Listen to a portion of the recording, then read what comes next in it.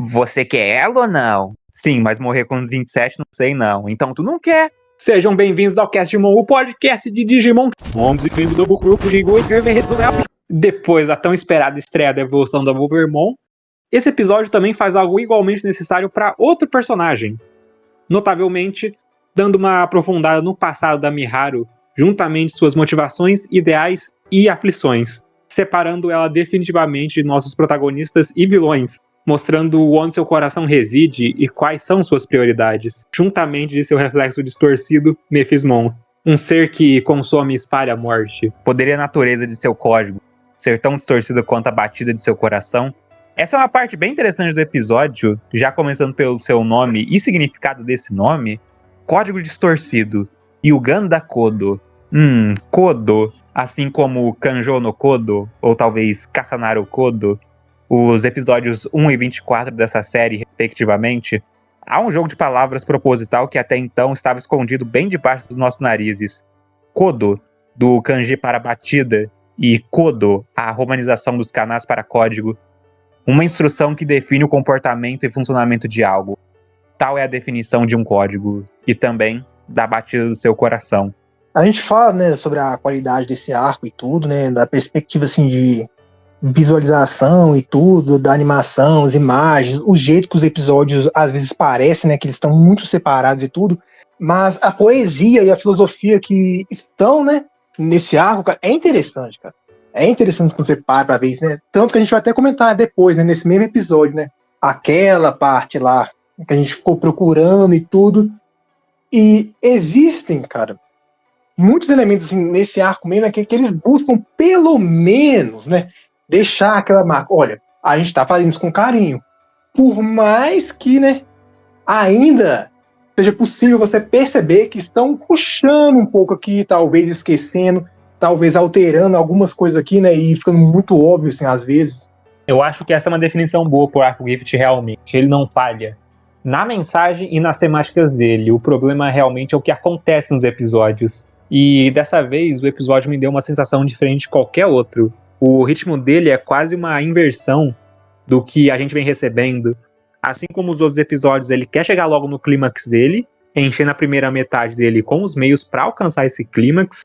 Mas, nesse caso, o clímax, além de ser muito breve e simples, ele também não é o principal, porque ele dedica os 5 minutos finais dele para um flashback e a pavimentação do terreno para a conclusão do arco, o que acaba causando uma sensação curiosa, onde muita coisa acontece, mas mesmo assim o episódio parece parado. Eu ia falar também, né, que nesse arco, né, tem também, por exemplo, assim, o retorno, né, ao arco assim, mais antigo e tudo, ao primeiro arco, nem teve aquela questão lá do local, né, o local onde eles estavam, tudo, acaba retornando a ideia, assim, as falhas do mundo, os glitches, os bugs e tudo, retornando, né, aquela visão que o Tomoro tinha dele mesmo, né, o jeito que os Digimons eram tratados e tudo sendo considerado umas falhas.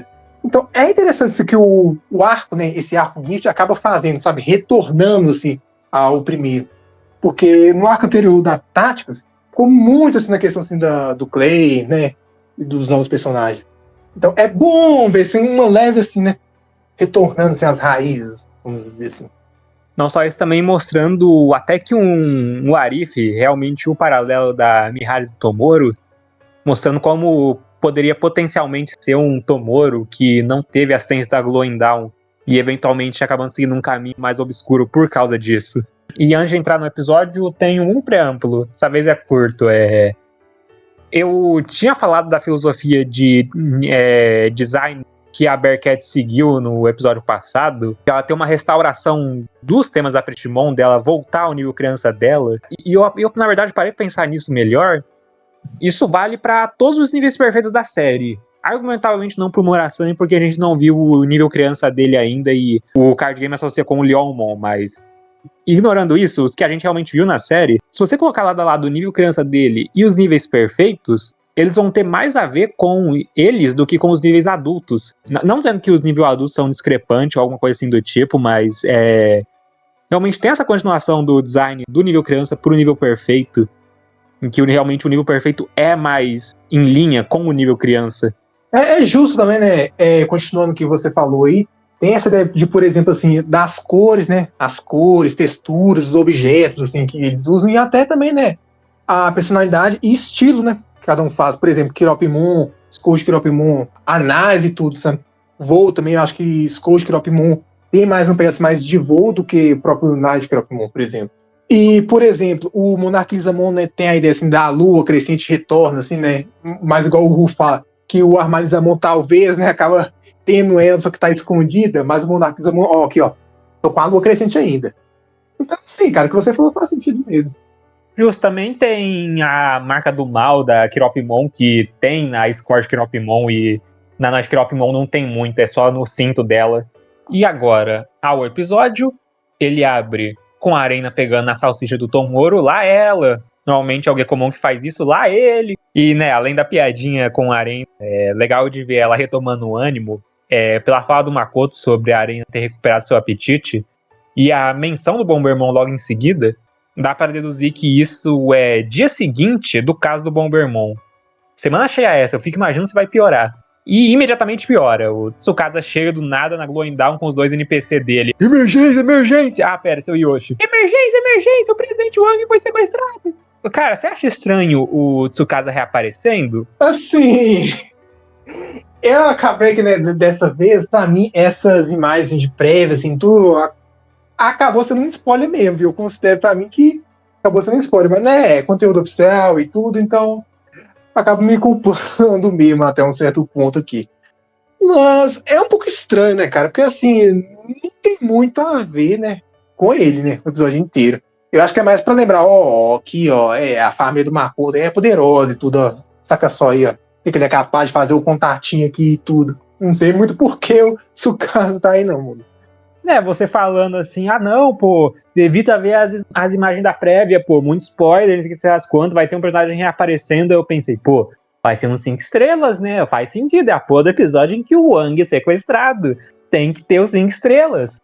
Aí eu pensei que era isso, tá ligado? Eu fiquei esperando o episódio pelos 5 estrelas, realmente aconteceu, mas se eu soubesse que você tinha se referido ao Tsukasa, cara, vamos se lascar, what does bro even do? O cara não faz nada no episódio, tá ligado? Mas assim, a parte que eu não falei que foi pro Tsukasa, né? Tem isso aí. Foi pra outra pessoa. É legal e tudo mais ver o Tsukasa aqui, repito, não precisa criar personagem novo pra isso, mas de verdade eu fico surpreso com essa reaparição dele, ao invés de, sei lá, terem usado o Karalhazaki pra isso, por exemplo. O Tsukasa explica a situação com o Wong pra Glowing Dawn, completamente recontextualizando o caso do Bombermon na visão deles, também explicando que tem um bloqueio de mídia no sequestro do Wong. As informações reais sobre o assunto somente foram passadas para membros seletos da União Mundial. O que faz questionar a importância do Tsukasa para ele saber disso, mas beleza. E por causa desse bloqueio de mídia, os sequestradores do Wang conseguiram botar em prática uma etapa misteriosa do seu plano. Uma contagem regressiva de uma transmissão em escala global, debaixo da fachada de uma importante mensagem do presidente Wang.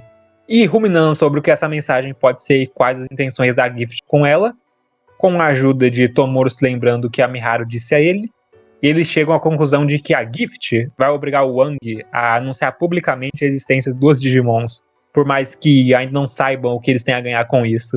É irônico, até interessante isso aí, né, que eles acabaram fazendo com o Wang, assim, né, tipo assim, o mundo todo agora está te vendo, porque é engraçado, sabe, você pensa assim, o cara, o homem poderoso, assim, que chega a controlar até o mundo, assim, sabe, e agora o mundo inteiro está vendo esse velho safado aí, em uma posição derrotada, sabe? É algo realmente muito poderoso que a Miharu conseguiu fazer aqui. Eu fico me perguntando se não seria mais prático só, tipo, capar o velho mesmo e esperar alguém mais fraco tomar o lugar dele. Pelo que ela explica mais pra frente do episódio, faz sentido. O que não faz sentido é a surpresa da Glowing Dawn. Porque você chega, não, a mensagem foi no Sapotama do mundo inteiro. Por que não foi no da Glowing Dawn? Tá ligado? Os caras deixaram o Sapotama deles desligado, é isso? E então a conversa deles é interrompida por um drone de entrega carregando um Sapotama com a logo da Gift diretamente para Tomoro Tema, servindo de gancho para a próxima cena na sede da Gift, com o Wang e a Miharu, onde a Miharu explica mais claramente o motivo do sequestro dele, que qualquer movimento ou informação inconveniente que eles tentassem seria barrado pela União Mundial e o Ministério. algo assim só seria possível se uma pessoa de grande influência fizesse. E, além disso, Miharu não quer que o Wang somente revele a existência dos Digimons, mas também confesse seus crimes contra eles. E o Wang, completamente frio e inabalável, mesmo algemado e com a vida completamente à mercê da vontade deles, se recusa a desistir de seus ideais. Falhas que causam caos desnecessário é algo que somente cabe a nós impedir. E essa ênfase e esse foco aí nos pés da Miharu é bem relevante, né? O enredo. Lembrar que ela é uma mendiga ou algo do tipo assim, igual você fica zoando ela, é isso? Credo, mano. O pé dela deve tá tudo preto já, cara. Que nojo. Sem falar, né? Ah, zoeira aí, tá tudo. Assim, a mensagem talvez pode ser isso também, sabe? Uma pessoa tão simples, assim, pura, né? Caminhando, assim, por ela mesma, sabe? Dominando, assim, uma pessoa, assim, de poder e tudo, Wang. Assim, se você quiser também ignorar, né? A outra opção que é apenas um fanservice, tem também essa mensagem. Que é interessante até você pensar, uma pessoa, assim, simples, pura, ingênua também a certo ponto, né? Colocando, né? A pessoa mais poderosa, assim, do mundo, assim, nessa situação que eu falei de fraqueza, né? De submissão e tudo agora. E, cara, seguindo o que eu tô falando aqui, a gente fica zoando o Wang e tudo, mas eu falei, cara, ele é um vilão interessante, sabe? Eu achei irado o jeito que esse velho ficou assim, com essa cara assim, séria, sabe? Ele tá nessa situação e tudo, mas olha, ele tá com controle aí, ele tá assim, sabe? Calmo e tudo. E ele tá fazendo meio que farmar, né, a aura ainda. Ele não pode mostrar algum sentimento de fraqueza, de medo, nem nada. Não, não. Eu sou o vilãozão aqui, ó. Tem que ficar desse jeito, ó. Tem que ficar sério assim. O que você acha disso? Eu adorei o jeito que trataram o Wang nessa cena, cara. Não sei que ângulo que eles vão querer tomar com ele pra essa chantagem toda aí com a vida dele. Mas, pô, eu gosto realmente do jeito que ele fala nessa cena e do quão inabalável é o ideal dele. Ele, talvez até certo ponto, reconheça que ele é substituível. Ele prefere muito mais manter a União Mundial em controle das coisas do que dar esse possível discurso que pode causar o caos no mundo, logo agora que conseguiram recuperar a paz, porque provavelmente ele sabe que se acabarem com ele, alguma outra pessoa vai entrar no lugar. É aquilo, né? Você pode acabar com o homem, mas não com a ideia dele. Esses episódios até então, eles estavam querendo deixar no mistério, tipo, não, a Miharu é isso, a Miharu é aquilo, será que ela é má assim? Mas, né, como o Gekomon esse episódio perguntando, nossa, você não é uma pessoa ruim, né? Eu acho que dá pra separar bem ela dos protagonistas e até realmente dos vilões da série. Eu falo que é interessante, né? Igual eu falei, a Miharu, ela tem assim, essa parte assim, dela, né? Ser uma pessoa assim, de ingênua, uma pessoa pura também, mas né, a gente sabe o que tá manipulando ela. Não só sendo um ser, né?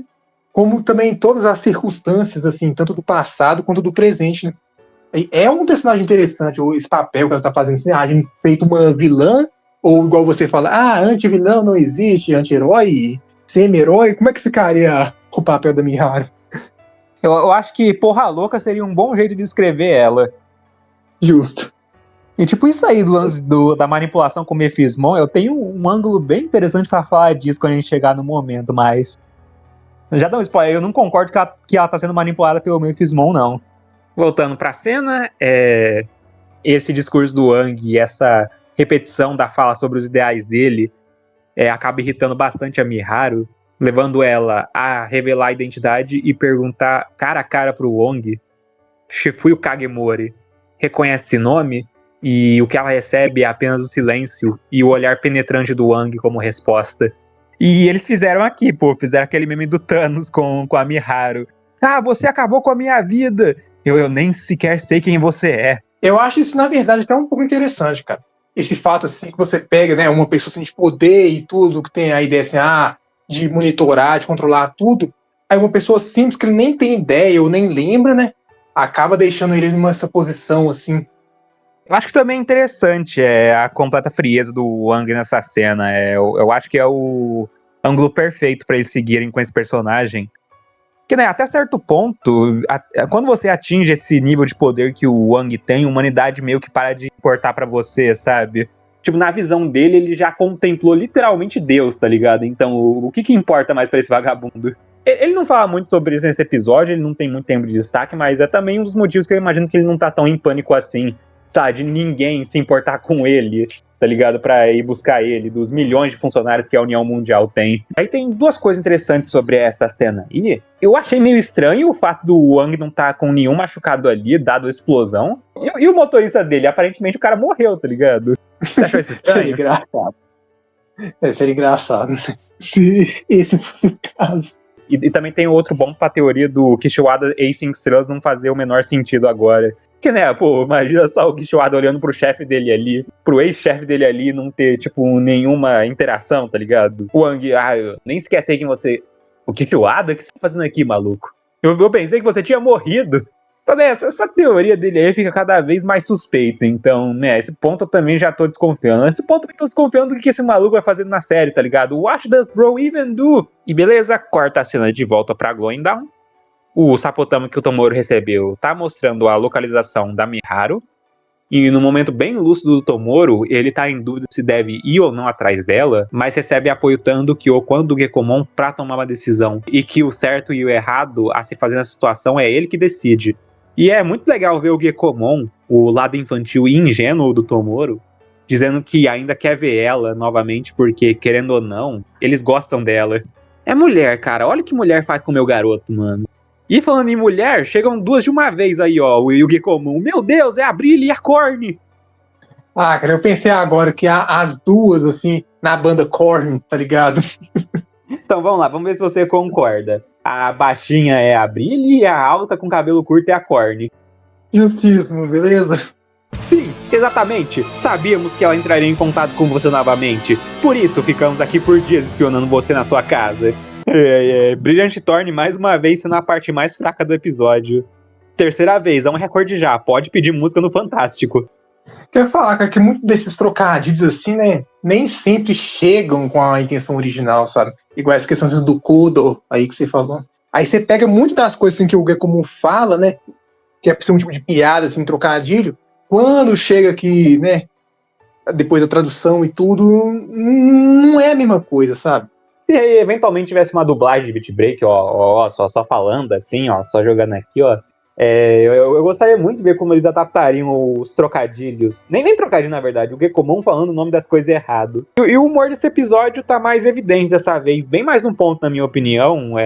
Tanto na cena inicial, com, né, a Arena roubando a salsicha do Tomoro, quanto numa repetição muito boa da piada do Gekomon errar os nomes. Dessa vez o Tomoro ele nem se importa em corrigir ele, é a Meto que decide corrigir o Gekomon nessa cena, tá ligado? Eu adoro como ela soa ofendida com isso. E certo, antes da cena fechar, elas vão atrás do Tomoro enquanto o restante da Glowing Dawn vai atrasá-los. Indo pra uma cena que...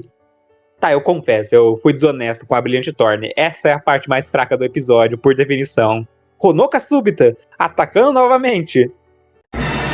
Juntamente do Kaito súbito. Finalmente, porra, aleluia. Não aparece desde o episódio 24. Isso é uma loucura. E depois de 12 episódios, o que a gente ganha dele? O que os roteiristas têm guardado pra ele? Foda-se. Merecido. Bravo, lindo, maravilhoso. Dessa vez ele falou 3 palavras ao invés de 2. Já é um progresso. E, novamente, né? A gente precisou forçar, assim, os olhos mesmo, cara, a enxergar aquele Marin Kimeramon, viu? Aquele meme do Patrick olhando no microscópio, tá ligado? Eu tentando enxergar o Marin Kimeramon nessa cena. Mas aqui é interessante porque o Kaito parece que ele tá gostando um pouco mais da Honoka, sabe? Tá tolerando ela um pouco mais agora. Porque, que ela deitou perto dele é de boa, né? E tudo. E viu, pô? Ele aprendeu com o Raito a ser uma pessoa melhor. Assim, faz sentido o episódio que o presidente da União Mundial é sequestrado ter o sim 4 estrelas aparecendo. Mas se for pra fazer isso, na minha opinião, acho melhor deixar de fora. Apareceu os 4 estrelas, mas só apareceu 3 dos 4 estrelas. Cadê a porra do Canadá? O que aconteceu com o Canadá, mano? O senhor, eu sou leal ao presidente Wang. Não, justiça pra você que você tá falando, né? Tinha que falar isso, realmente tá na descrição ele jura lealdade ao Wang. Tem um fato, né? Ele praticamente fica só do lado do Wang e tudo, acompanhando. Não, realmente. Se ele vai cumprir o papel dele assim, de vilãozão principal, igual você falou mesmo, né? Tinha que ter pelo menos um desenvolvimento, ele aparecendo aqui, ali, um pouco mais, né? Desde o Arco Tactics, nada desse cara. É um pouco estranho, viu? Eu fico surpreso como ele não era o motorista do Wang. Aí, com a Honoka também decidindo tacar o foda-se pro velho. A gente corta pro breve embate da Glowing Dawn e da Brilliant Thorn. E eles estão no mar. E o Tomoro conseguiu um bote? What the fuck? O quê? Onde que essa garota mora pro cara atravessar o mar atrás dela? E eu só notei isso agora, cara. É realmente o arco Simp. Olha o que esse maluco tá fazendo por ela. Eu atravesso o mar em nome dessa garota. Não, porque eu tinha falado, né, que antes era Miharu, né? Tava simpando pro Tomoro. Agora é o oposto. Tá aí, ó. Oficializando Mitoro, sendo o casal mais simples que tem. Não é à toa que tem touro no nome. Ah, é o arco Simp pra caramba. E de um jeito igualmente bizarro, o Leamon ataca ele, porque tava esperando debaixo da água por algum motivo. Ou sei lá, ela só nada rápido o suficiente pra passar na frente do barco e escolher seu veneno. E falando em veneno, depois da Scourge Kiropimon impedir o ataque da Oleamon, é a vez do Tropiamon tentar fazer alguma coisa, também sendo impedido pela diva, rainha Bearcatmon, usando o Bear Down Spinning Kick. Direto no pescoço do Tropiamon, cara. Que Digimon sangrento, mirou na jugular. E aí, como que fica isso aí? Foi bom, né? Porque a Bearcatmon não jogou, certo? Mas Tropiamon levou um murro, um chute. Voadora. Tropiamon levou uma voadora. Bearcatmon não jogou, mas né? Não é como se o Tropianão tivesse um dos piores recordes também, né? Eu acho que a parte mais confusa da cena mesmo é, sei lá, a Bearcatmon dando uma de Jesus andando na água, tá ligado? Imagina, quanto você precisa pra fazer isso? Eu lembro que tinha um cálculo de aceleração pra você ser capaz de alguma coisa assim. É o famoso também isso da Bearcat. É isso, gente. Oficialmente confirmado. Aquilo do domínio de nível perfeito do episódio 28 era tudo balela. Bearcatmon, argumentavelmente, depois de um dia de conseguir atingir essa forma, conseguiu atingir de novo. Putz, cara, é mesmo, né? O cara tá ficando foda-se pra essa ideia assim, de ser difícil controlar nível perfeito, a sua vontade. Tá aí, todo mundo literalmente usando nível perfeito à sua vontade, a qualquer momento, a qualquer hora, a qualquer lugar. Depois disso, a Mieto com a Kenon agarrada nela e vice-versa, pergunta se ela se machucou.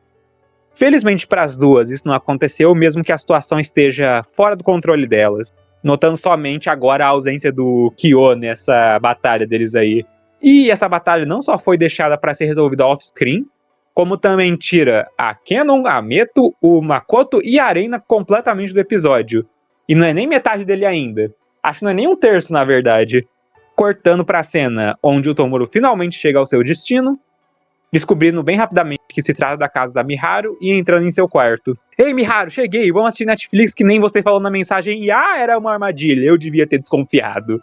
Suspeitei desde o princípio, ninguém nunca quis assistir Netflix comigo. O Tomoro vai parar na localização principal desse episódio, no Mirror World, e é uma surpresa pra ele um lugar como esse existir no Mirror World. E opa, olha o Abraxas ali no fundo, eu vi o Abraxas ali. E dessa vez a Miharu tá lá, junto do Kishiwada ali atrás, Bro acha que faz parte do time, e ela parabeniza o Tomoro por ter chegado nesse lugar tão especial pra ela. E o Gekomon começa o interrogatório dele. Miharu, como é bom te ver, diga pro Tomoro a verdade, Você não é uma pessoa ruim, né? Você sequestrou uma pessoa, mas você deve ter um bom motivo, não deve? Você tem um bom motivo, não tem? Me diz que tem. Desculpe, Gekomon, mas não posso responder todas essas perguntas, pois revelaria o quão insano eu realmente sou. E o Tomoro tá sendo o contraponto do Gekomon, sendo bem menos tolerante com a Miharu, perguntando diretamente o que ela planeja com tudo isso, e ela repete de maneira mais clara e direta o objetivo dela: restaurar a beleza do mundo que a União Mundial distorceu à sua vontade. E que a Gift serve de abrigo para as pessoas que perderam a esperança por não conseguirem atingir o eu ideal que a União Mundial prega. E ao reescrever o código do mundo, Digimons irão governar o mundo como é de jeito deles, como a forma de vida superior ao homem. Seres que nasceram de um algoritmo formado pelo objetivo e subjetivo, da inteligência e da emoção. Numa última tentativa de trazer o Tomoro para sua causa, Miharu novamente tenta apelar aos sentimentos do Tomoro, mas infelizmente para ela, ele já passou do arco de desenvolvimento dele. Diferente dela, né? E diz que Digimons não são melhores ou piores que ele.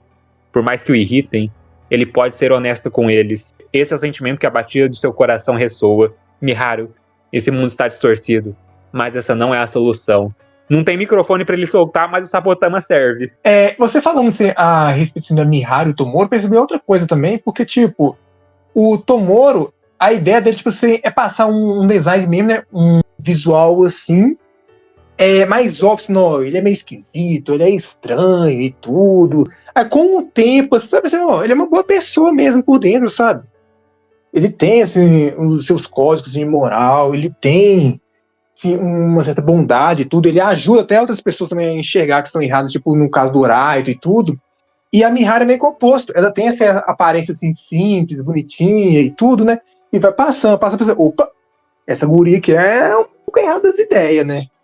Eu achei isso interessante, cara. Tipo assim, que eu pensei só agora nisso, sabe? Realmente, esse episódio, ele, por mais que separa a Miharu de basicamente qualquer facção da série, ele também realmente bota o pé de que a Miharu é uma inversão do personagem do Tomoro. Mas, né, e daí você realmente vê o ponto de divergência da história deles e o quão isso basicamente transformou os dois, tá ligado?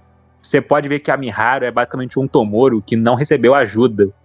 E isso é uma mensagem bem forte que se passa no episódio, realmente. Por mais que, né, esse episódio faz questão de dizer que ela não é exatamente uma santa. Né, tipo, ela é basicamente um paralelo com o Lúcifer também, se você for por essa lógica, tá ligado? Constantemente tentando arrastar as pessoas pro lado negro, tá ligado? E se for pra forçar um pouco ainda mais, né? O Tomoro, né? O nome da família dele, no caso, Ten de céu, sabe? Que segue essa ideia também. Tem um Gekomon sendo a lua e tudo. E, né, e um pouco mais que isso tem, tipo, a estrela, né? O pentagrama no Mephismon e tudo. E, né? Aí isso faz lembrar de novo o tal do urubu, né? Deve estar chegando. O urubu tá chegando. Isso dos nomes deles também, né, tem a parte do Ten do Tomoro, que significa celeste, divino, algo assim do tipo. Tem o Kaguya da Miharu, que significa sombra. Então isso é uma parte bem interessante do personagem dos dois. E também, né, tem o lance todo com o Mephismon, né, já é bem mais óbvio isso aí, tá ligado? Literal anjo caído. Mas isso de anjo não tinha nada a ver com o nome dela. Você não defende essa ideia que você não pensou nisso. Seguindo um pouco mais aqui, né, eu acredito que o pessoal já sabe já sobre o Baphomet, né, que tem uma diferença do Mephismon, o nome é baseado em Mefistófeles, certo? Mas o design é baseado assim, diretamente em Baphomet. E o Baphomet tem aquela ideia toda assim, de dualidade, de contraste, de equilíbrio e tudo, sabe? Tem até os símbolos também, eu acredito que tem uma estrela e tem uma lua crescente também, quem quiser procurar. Então, novamente, aí, a ideia assim, de luz e trevas, um pouco da escuridão na própria luz, um pouco da luz nas próprias trevas. Então, realmente, cara, você pegar logo esses Digimon assim, pra passar ainda mais, né, a ideia assim, de contraste, tá aí. E logo em seguida, a Rose chega. Legal da parte dela anunciar sua presença com as pétalas para dar tempo pro Kishiwada tirar a Miharu dali com um salto olímpico. Também revelando o que o Kyo tava fazendo. Ele tava seguindo a Rose, que tava seguindo o Tomoro, que tava seguindo a Miharu, e ambos estavam sendo seguidos pela Brilliant Thorn. Não, todo mundo seguindo um ao outro, tá ligado? Isso é basicamente aquele meme do Homem-Aranha, tá ligado? Ou melhor, aquele meme de The Office, que é todo mundo apontando um pro outro, esperando um se mover, tá ligado? E aparentemente a Rose estava fazendo isso porque ela é a única pessoa que se importa com o velho, é a única pessoa que se importa com o fato dele ser sequestrado, né, senhor, eu sou leal ao presidente Wang. E como o Tomoro se importa com a Miharu, é o famoso. Mexeu com um amigo da minha família, mexeu com a minha família. Começando uma batalha do Kyo e da Rose que mais parece Monty Python do que qualquer coisa, mas beleza.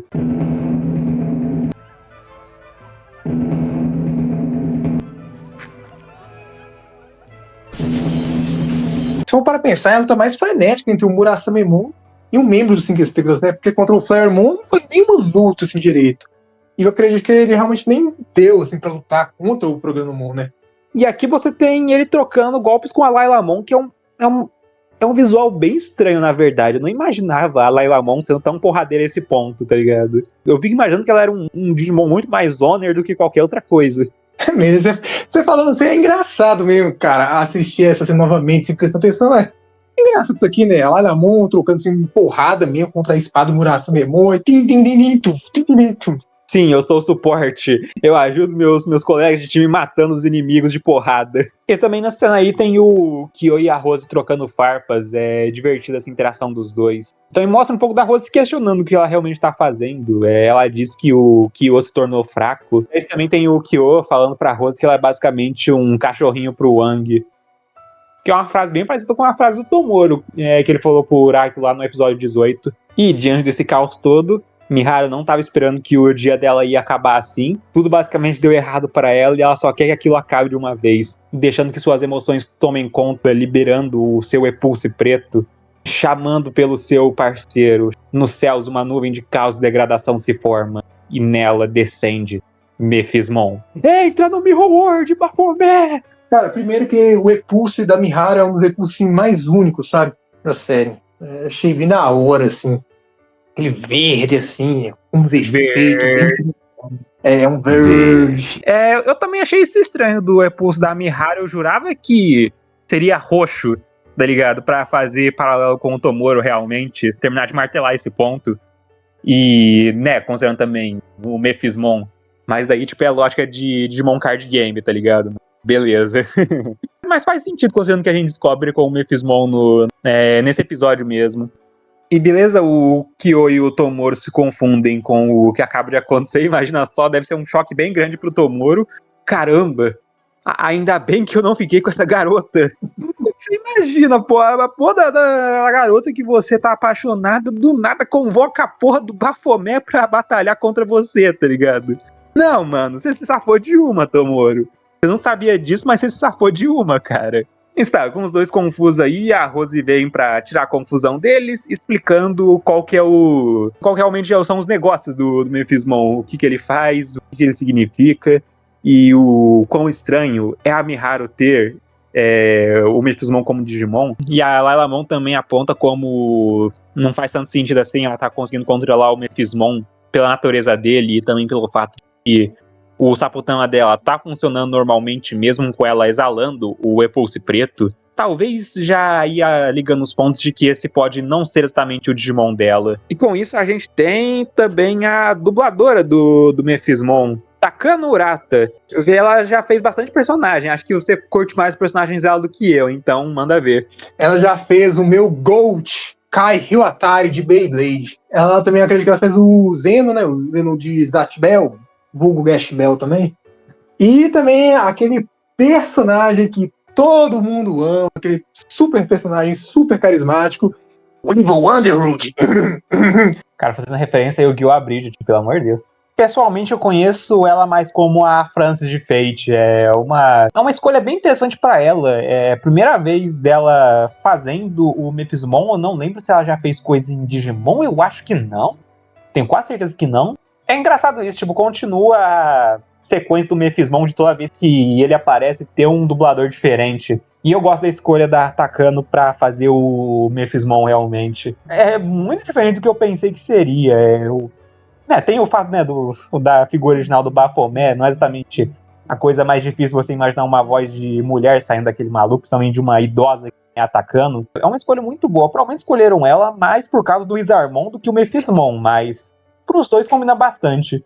Eu falo que você imagina assim, uma mulher tá fazendo a voz assim, de Mephismon, acaba que passando também assim, um tom assim, materno, assim, sabe? Ou então uma irmã mais velha mesmo, sabe?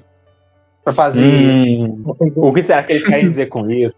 Aí você pensa assim, que é um pouco mais fácil, sabe, de controlar e manipular dessa forma, assim. Você colocando uma figura assim materna, ou né, uma ideia assim, de uma irmã mais velha e tudo agindo assim, passa assim, um pouco mais inocente, assim, sabe? Pra distrair mesmo. Igual pra Miharu, se for para pensar o que eu tinha falado.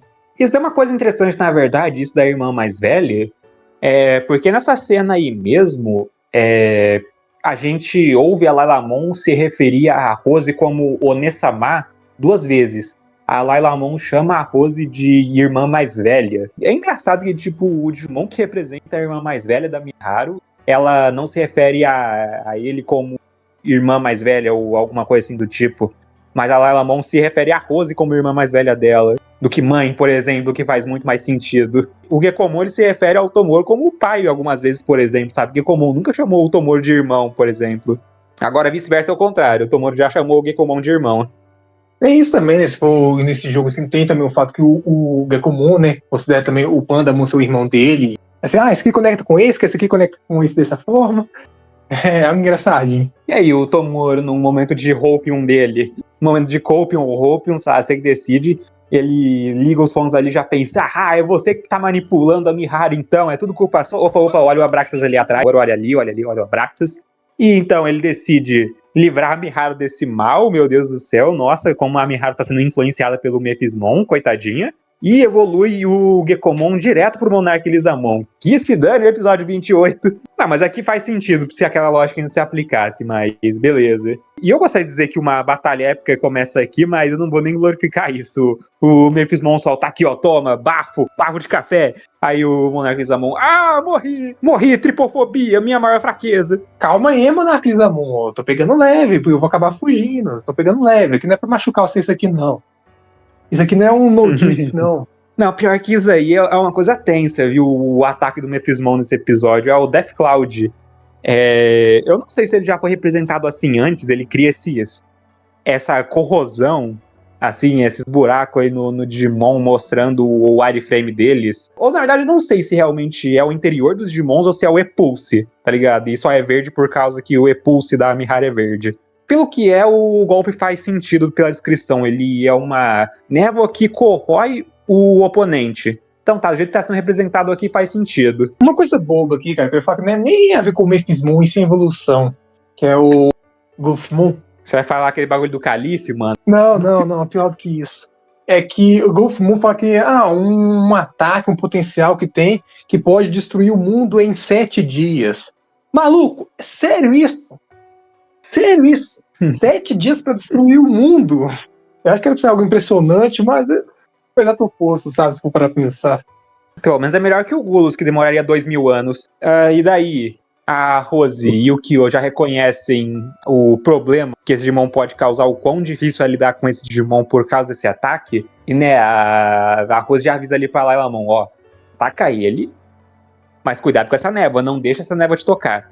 Aí ela vai atacar ele e imediatamente a névoa toca ela. Brochei. Broxante. E é os dois, tá ligado? É a Lailamon e o Murasame. Isso não machucou nada, não. Essa é boa. Tão de boa. Eu não tô com tanto hype assim no Mephismon, não. Eu não dou moral pra esse OC aí, não, cara. Não gosto dele. Não gosto. Me recuso a dizer que o Mephismon é forte ao nível 5 estrelas. Porque também um ponto que eu argumento aqui de porque não é assim, Nessa cena, tipo, em vez do Mephismon querer descer os dois de porrada aí, ele leva a Miharu embora, tá ligado? Se ele fosse mais forte, ele ficava lá pra lutar. Mas beleza. Ele tava com 3v1? Tava 3v1, mas mesmo assim. Eu tô me convencendo a acreditar que ele é forte. Eu falo isso que é até um pouco difícil e bizarro você pensar que ele seria mais fraco do que o Bomberman, por exemplo, sabe? Mas aí eu acho que é mais culpa da narrativa daquele episódio do que do Bomberman em si, tá ligado? O Mephismon aqui você pode argumentar que é a mesma coisa, ele também tá sendo ajudado pela narrativa do episódio e o quanto o episódio precisa chegar naquele momento para esse episódio fazer sentido. Eu gostaria também de falar que, tipo, não foi exatamente um 3v1 porque foi um de cada vez, mas nem isso, a Lailamon e o Murasame pulam no Mephismon ao mesmo tempo. Tipo, não é hilário isso, pô, o Kyo e a Rose param de lutar ali pra ir lutar contra o Mephismon. O jeito que eu gosto de interpretar essa cena, eu ainda bato na tecla de que eu não curto o Mephismon, já tinha pegado o ranço dele há muito tempo, então seria mais a lógica de, tipo, ele é um pônei de um truque só. Ele tem um golpe difícil de lidar. Se você tirar isso dele, ele não é nada. O ataque dele corrói todo mundo, deu nocaute do Monark Lizamon e tudo mais. Mas aí depois disso, pô, o Gekomon não sofreu nada quando ele tava naquela névoa ali. O Tomori e a Miharu também não sentem nada, então isso só afeta Digimon, tá ligado? Então pra mim é isso, pô, por isso que eu não tô dando tanto hype assim pra ele. Pô, ele só tem essa névoa aí, tira isso dele, ele tem o quê? O Pyramidmon, né, sendo uma raid, igual você falou, o grupo inteiro contra ele, e o Programamon, né, sendo basicamente solado por um Armarizamon fresquinho, tá ligado? Tem isso. E cada um fazendo um papel assim, de final boss, assim, pro arco dele, sabe? Então, obrigatoriamente, eu acho que o Mephismon poderia sim dar um trabalho para vários níveis perfeitos, sabe? Faria mais sentido indo por essa lógica mesmo. Então, é isso, cara. Eu acho que seguindo por essa lógica faz um pouco de sentido sim o Mephismon ser bufado, assim, no Beat Break. Se for fazer esse papel, né? Papel assim de, o boss do arco e tudo. E com o Mephismon fugindo porque ele não tanca todo mundo ali, falo mesmo, o Tomoro, sem hesitar, decide ir atrás da Miharu junto do Monark Lizamon, entrando sem medo, sem pensar nas consequências na névoa, na esfera de névoa, já fazendo o Monark Lizamon ali sofrer de tripofobia na hora. Minha maior fraqueza! E nesse esforço também a Miharu tá preocupada com o Tomoro, dizendo pra ele sair dali o mais rápido possível, porque senão ele realmente vai começar a sentir os efeitos da névoa, eu imagino. Aí dessa vez tem uma inversão aí. A Miharu tava mexendo com os sentimentos do Tomoro durante o episódio todo, agora é o Tomoro que tá mexendo com a sensibilidade da Miharu, pra que ela ceda, ajuda ele, pra que de um jeito ou outro ela ouça o que ele tem a dizer. E aí, com o Monark Lizamon regredindo pro Gekomon, Miharu realmente vê a situação desesperada que o Tomoro tá, e realmente decide ajudar ele, segurando na mão dele novamente. Dessa vez realmente de um esforço realmente emocional, um esforço pra ajudar ao invés de, tipo, dela só querer influenciar ele. E esse sentimento provavelmente causa a reação do repulso dos dois, brilhando descontrolado daquele jeito. Também fazendo o Sapotama do Mephismon exercer aquele brilho dourado que a gente já viu algumas vezes na série. Kagemori Miharu, você aceita Tema Tomoro como seu legítimo esposo? Aquele que usa Crocs e uma mendiga. Ah, mano, pior que é muito isso mesmo essa cena, cara. Nossa, eu não consigo levar isso aí a sério. Depois você falou isso, cara. Eu nunca vou ver essa cena do mesmo jeito. O aperto de mão romântico mais épico da história, tá ligado? Tem até impact frame no negócio. E, né, depois disso, acontece a parte nonsense do episódio, mas a parte realmente mais importante dele. Os dois vão pra uma projeção astral ou alguma coisa assim do tipo das memórias da Miharu. Também já vendo uma silhueta dourada da irmã da Miharu, realmente revelando o design dela propriamente. E ó, chuchu, hein, ó, muito melhor.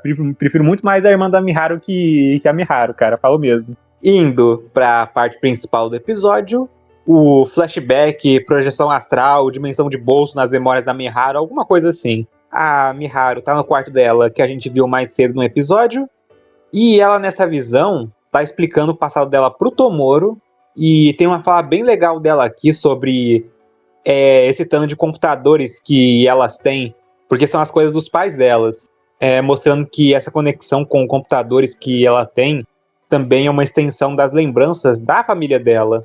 E logo em seguida somos apresentados formalmente à irmã mais velha dela, Shifuyo Kagemori, dublada por Hayami Saori. Hayami Saori! Só por causa Sim, da dubladora, né? Hayami Saori!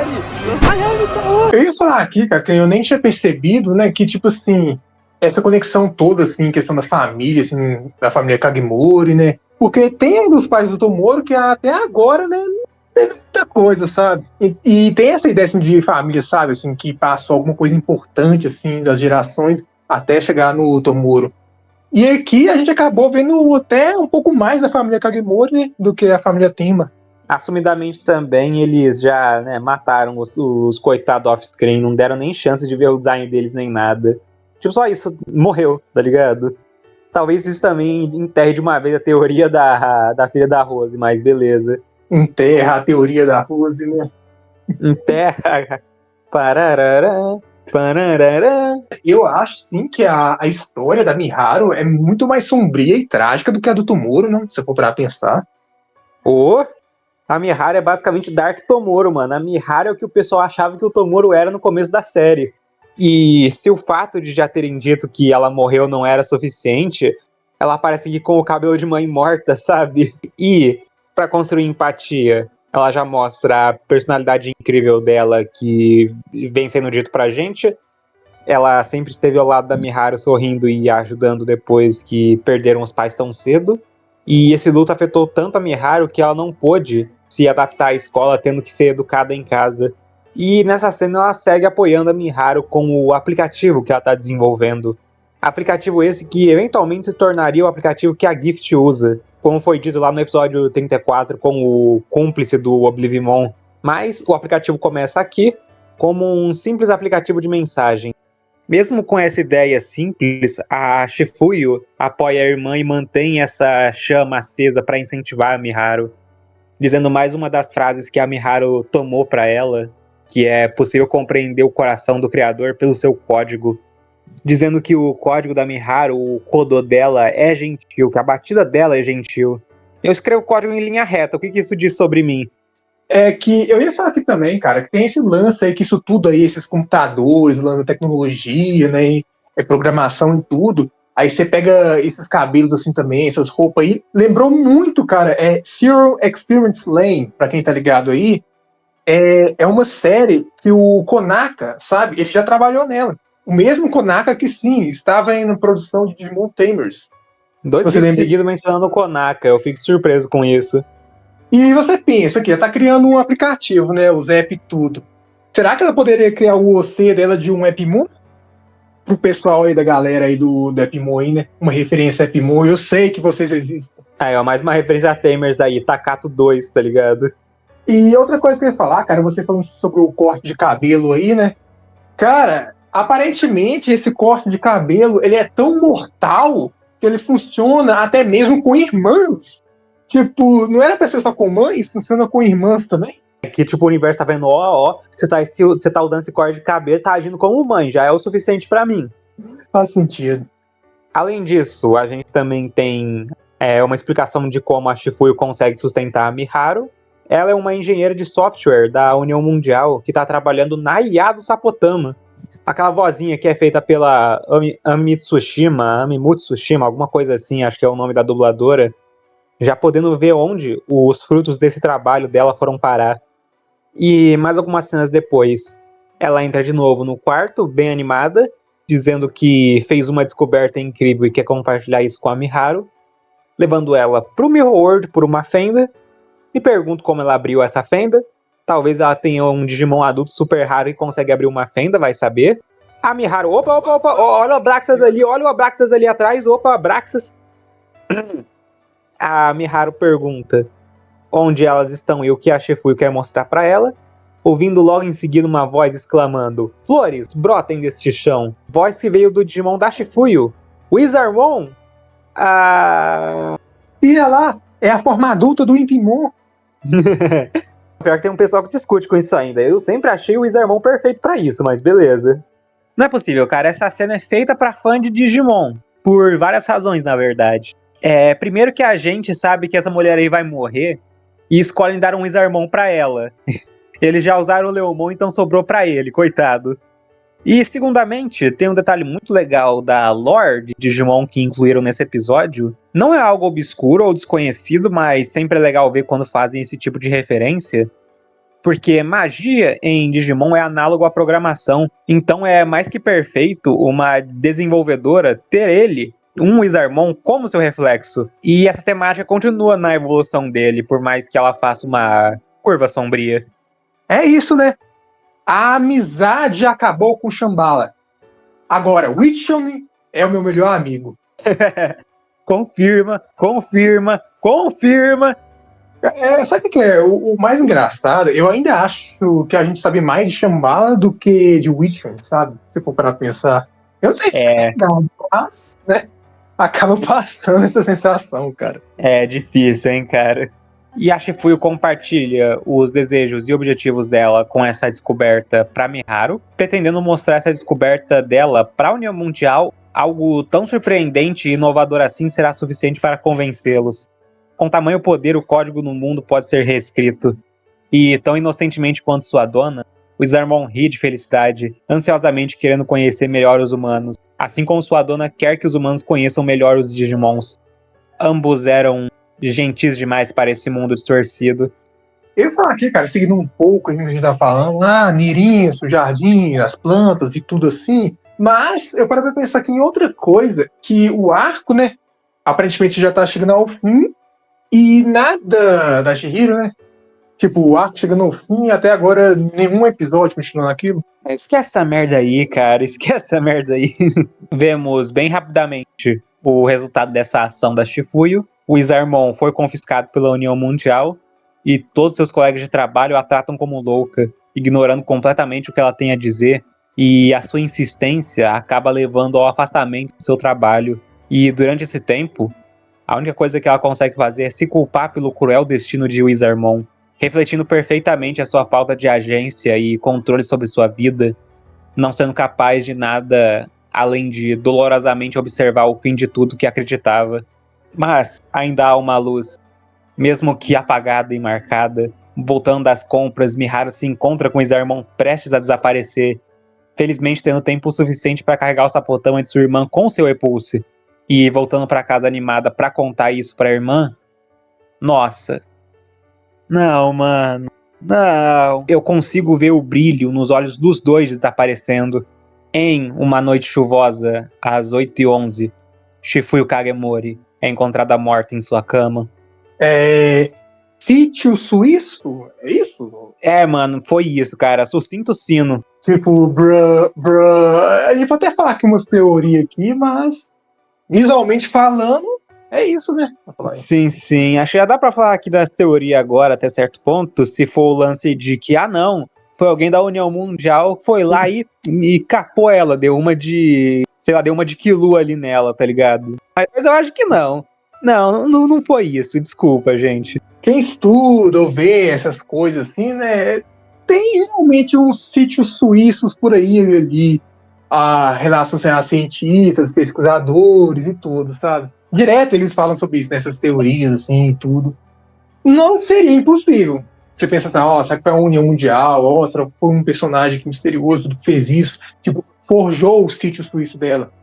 Outra teoria que eu acredito que seja um pouco mais forçada ainda do que isso, seria o Mephismon, sendo o Wizardmon ou não, sei lá, que já foi outro Digimon, ou tá manipulando através de uma retrocausalidade que manipulou isso tudo, sabe? Eu não gosto muito da teoria do Mephismon / Wizardmon manipulador, pelo que eu vou falar em seguida, mas da parte do sítio suíno forjado, até que eu consigo ver fazendo sentido, tanto que nesse arco já aconteceu.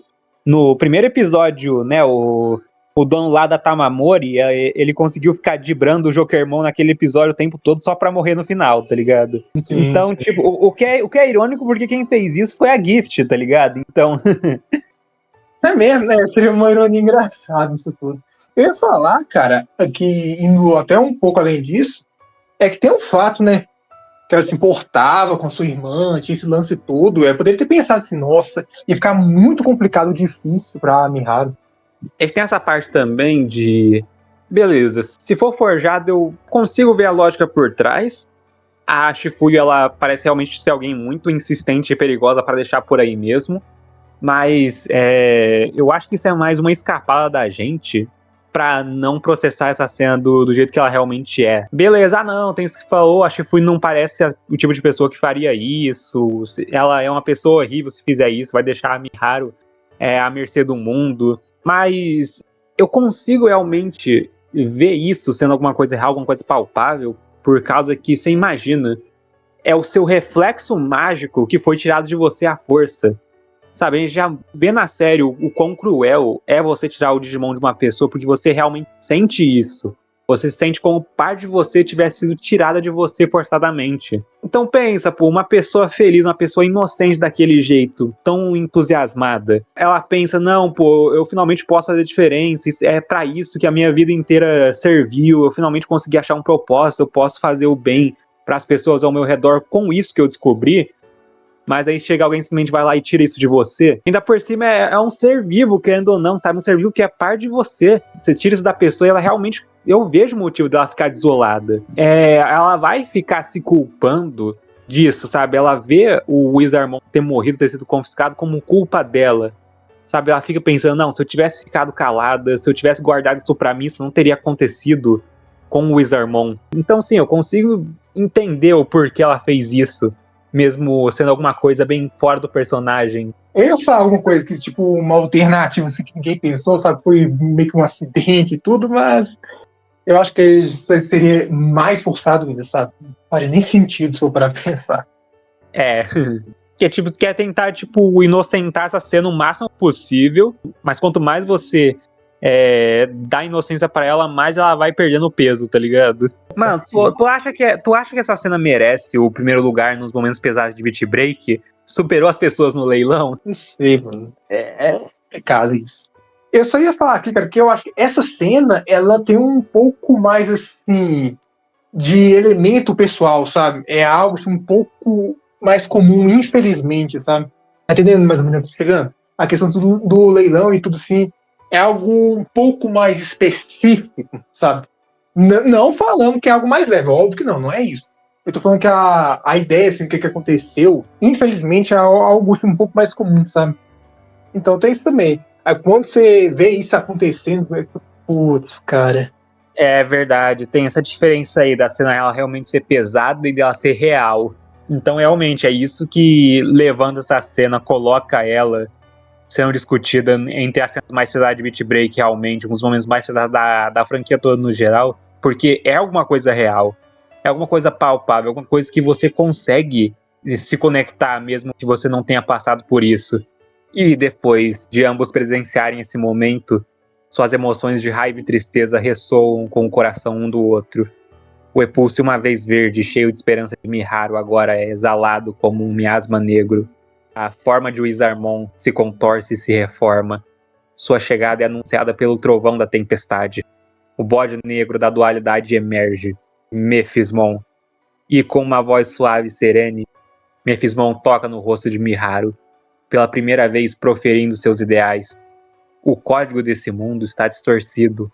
Nós devemos reescrevê-lo, juntos. Sinistro.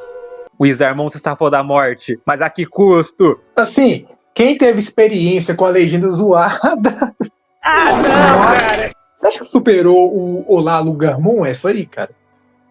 Eu diria que não, porque eu não consigo entender qual que é o processo da lógica por trás da IA corrigindo o texto, tá ligado? Sei lá, ela entendeu o Mon como o Man, ele traduziu pra cara, mas o problema é que, tipo, como assim, mago? Ela não fala Wizard, ela fala Mephis, tá ligado? Mephisto. Foi um erro de legenda por causa que o cara que tava legendando aquilo primeiro, ou a IA que tava legendando aquilo primeiro, entendeu que ela tava falando Wizardmon em vez de Mephismon. Eu não sei, honestamente. Que brisa, mano. Aí está, voltando aqui, nossa, que momento bem escrito, cara. Isso é algo que o arco tem dificuldade em fazer no geral, passar o real impacto da cena. E não só isso, abre muita interpretação para o que realmente aconteceu aqui. Ou melhor, do porquê aconteceu assim. Uma leve crítica aqui, cara, é que eu acho que isso ocorreu muito rápido, sabe? E não teve, assim, tanta emoção, assim, em relação da Miharu. Ela vê, desperta aquele pulse, chora um pouco, né? Aparece o Mephismon.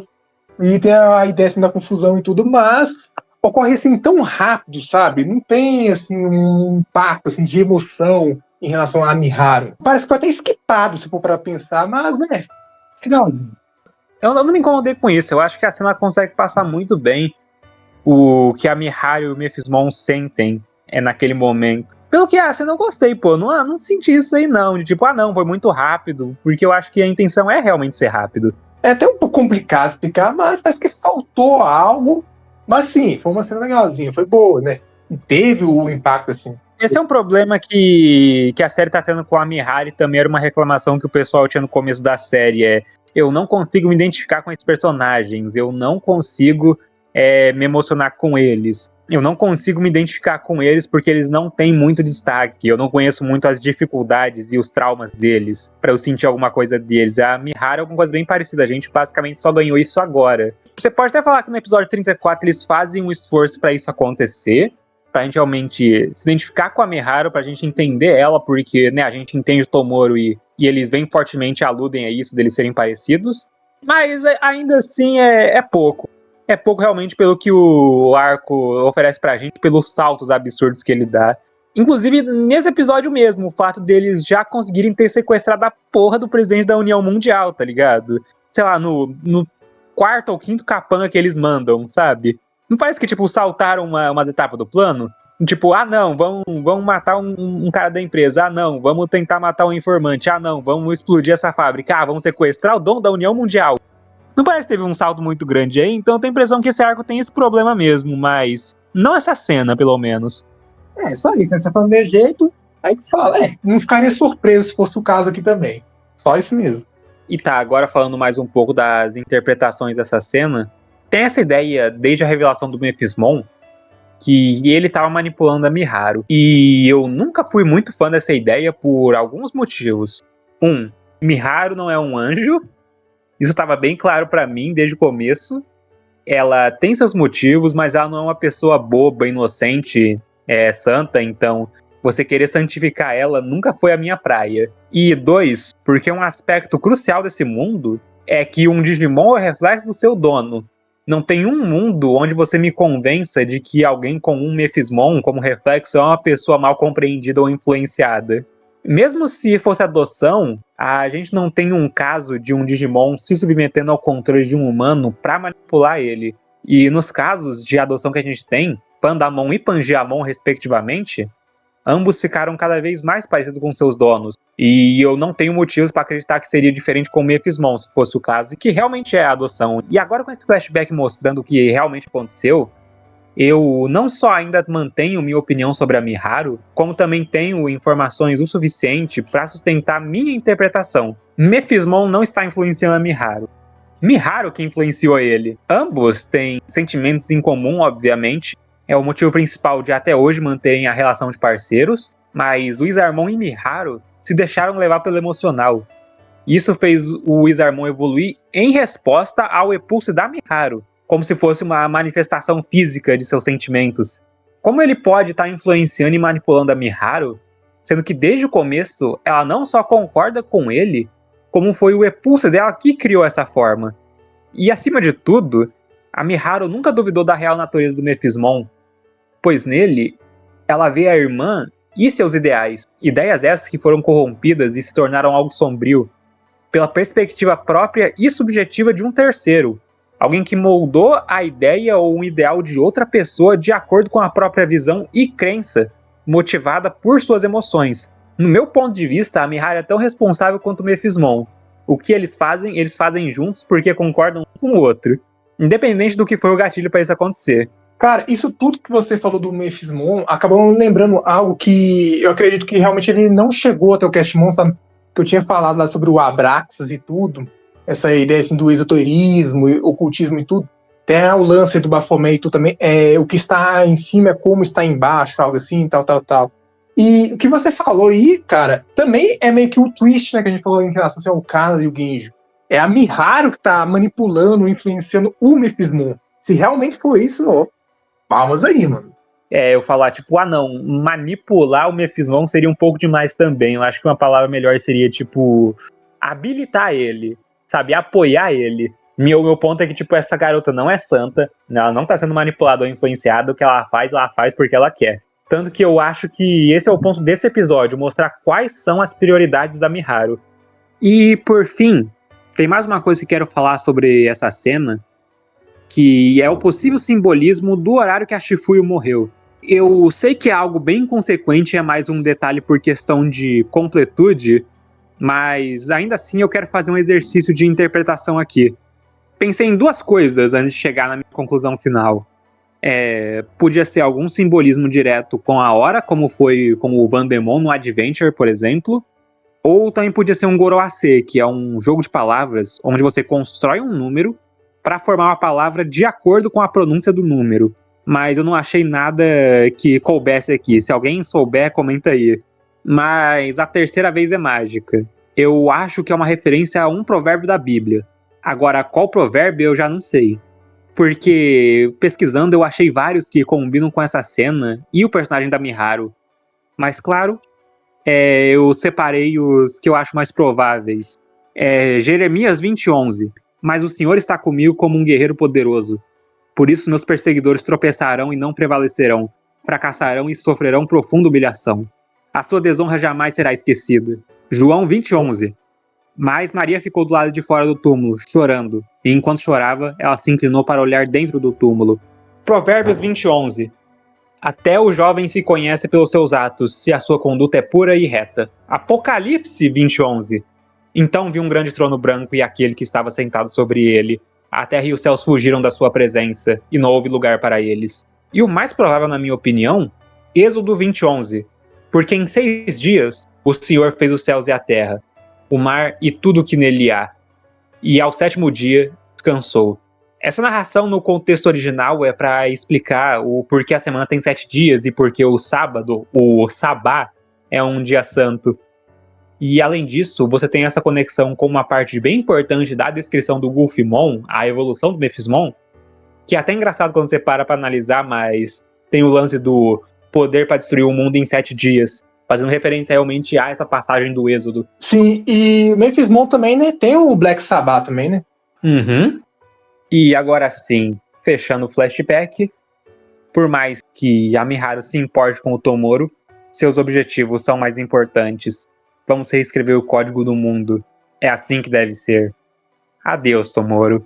Ela solta da mão do Tomoro, fazendo entrar em queda livre. teleporte não era muito alto porque o maluco caiu de costas no chão. Obrigado por deixar ele cair, Murasame, seu cuzão. E opa, olha ali o Abraxas, olha o Abraxas, esoterismo, busca gnose e o Abraxas ali no fundo. E com a Rose suspeitamente se retirando, o episódio fecha com o Tomoro correndo desesperado para salvar Miharu. Ainda há esperança em seus olhos, Miharu. Não se vá. Neta me caça, nete, dom. Eu tava muito querendo fazer alguma piada com esse ending, tá ligado? Ele, tipo, o episódio acabar de um jeito super sombrio e ter o ending bonitinho, tá ligado?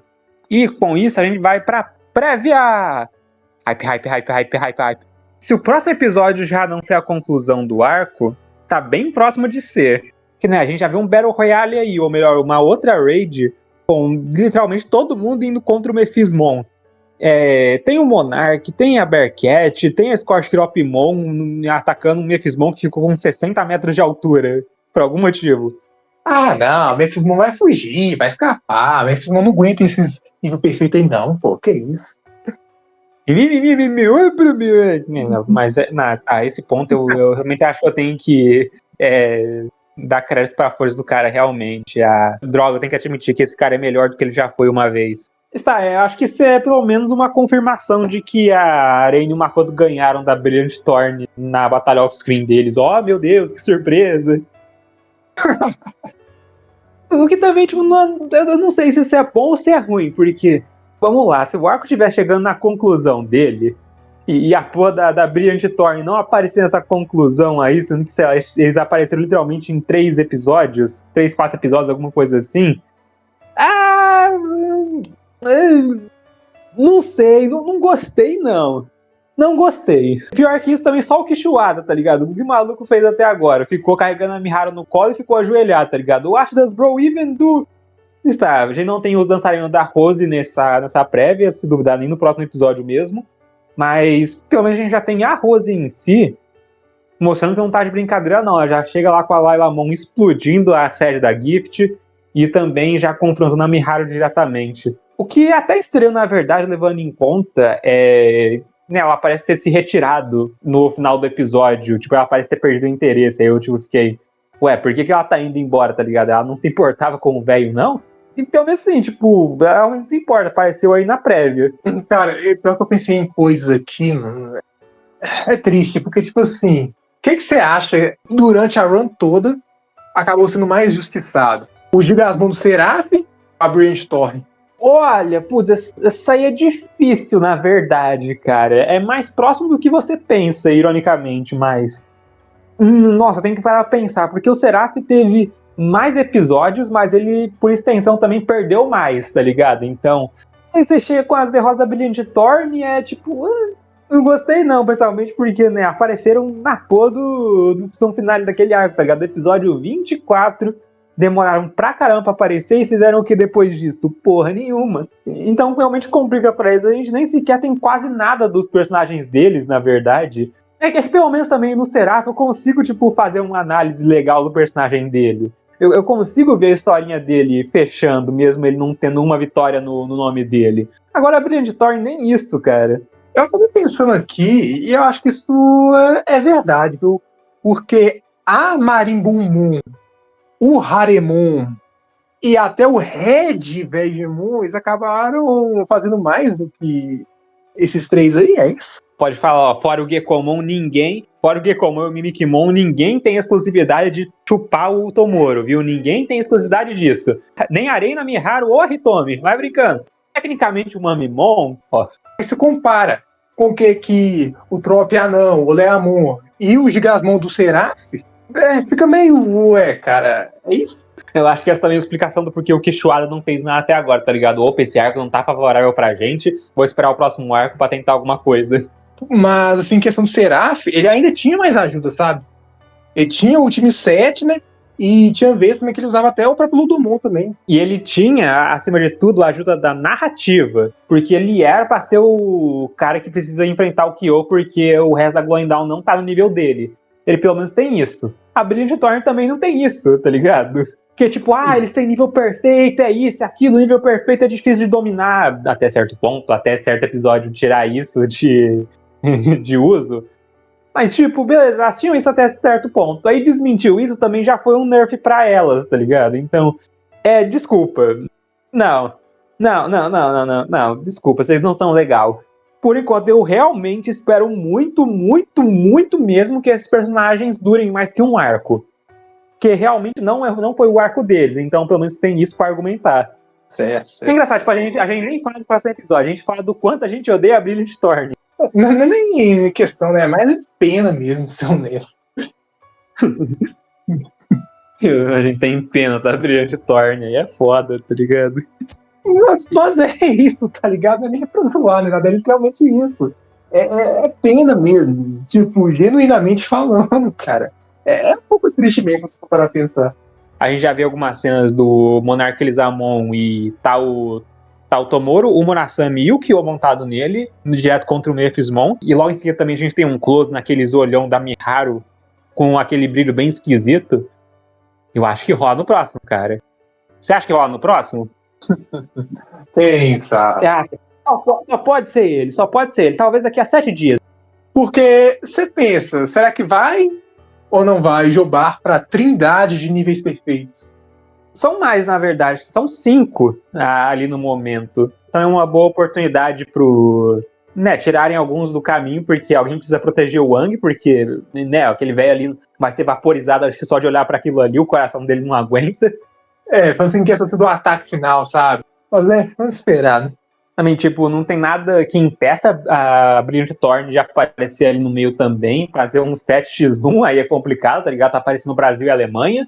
É porque isso aqui não é lógica, que pode nem ser uma lógica que existe ou não, né? Porque no episódio final, né? O episódio final do primeiro arco teve evolução. No episódio final também, do segundo arco, também teve evolução para nível perfeito. Será que tem também?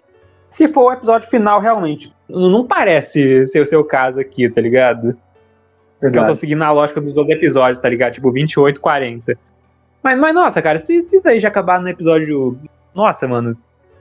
37, 38, isso aí vai ser triste, mano. Muito. Mas porque, tipo, realmente não tem muita coisa a fazer realmente desse arco aí agora, considerando o salto que deram pra esse final aí. Não tem isso, coisa pra resolver, tem pra resolver. Eu só não sei se, tipo, vale a pena estender o arco pra 40 episódios, se for o caso. É mesmo, né? Ou acaba aqui ou estende. Interessante isso aí. E com muito medo que o próximo episódio nos reserva, o episódio fecha. Igualmente o Castmon. Muito obrigado a todo mundo que assistiu até aqui. Não se esqueçam de dar o gostei do vídeo, se inscrever e compartilhar o vídeo com quem gosta. Isso me motiva bastante a continuar produzindo esse conteúdo semanalmente para vocês. E até a próxima. Falou! The Goat!